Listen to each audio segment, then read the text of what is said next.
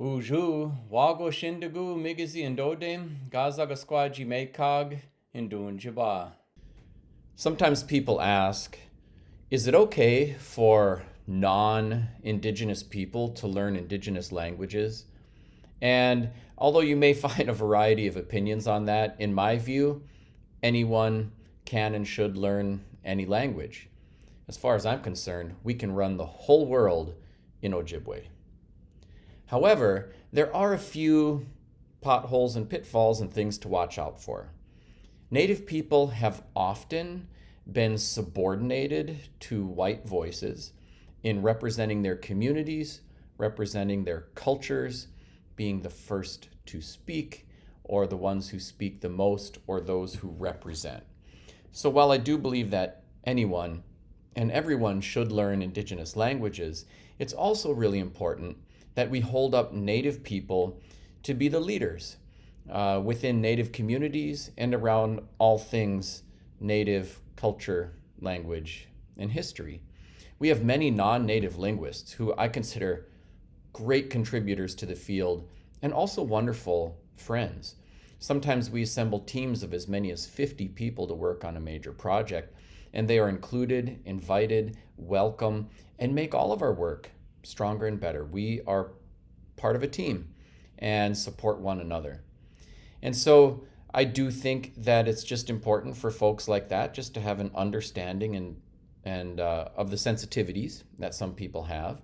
And after that, by all means, lean in. Let's work together. Let's help each other. We need all the support and help that is out there. I don't think that engaging with Native languages should be viewed as an act of charity for the poor or disenfranchised, but simply an opportunity for all of us to learn, more fully humanize one another, and be the best versions of ourselves. And with that in mind, I think everyone can lean in. One of the other things that may happen sometimes, I work at Bemidji State University and teach the Ojibwe language there. Most of my students are Native students, but we do have some non-Native students who take classes too, which is awesome.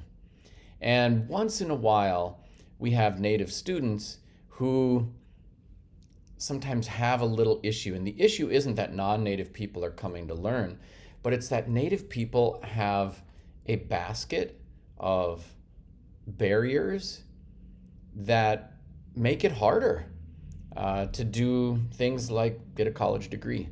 Those include some of the obvious ones. There could be economic barriers. A lot of Native students are first-generation college students, but also we may have triggers from our own traumas or the epigenetic imprint of traumas that our parents and grandparents had experienced. And sometimes they inhibit our engagement with the things that will help and heal us the most, even though we know we want and need those things. When a non-Indigenous student shows up, they may not have some of those same barriers, and so they might accelerate into the learning space. And if they outpace a Native student, sometimes someone's going, who do they think they are? That's more because it triggers someone else's, in a lot of Native people, just a fear that they're not worthy or not good enough, or that they're dumb or they're not going to get it or something like that. Those are insecurities we have to navigate as Native people. That doesn't mean non-Native people shouldn't come and learn and participate. It just means they should be sensitive to that so that as we're engaging with the learning, they're not trying to take the front row chairs, so to speak, take voice, position, and authority from Native people and can operate with sensitivity for everyone else.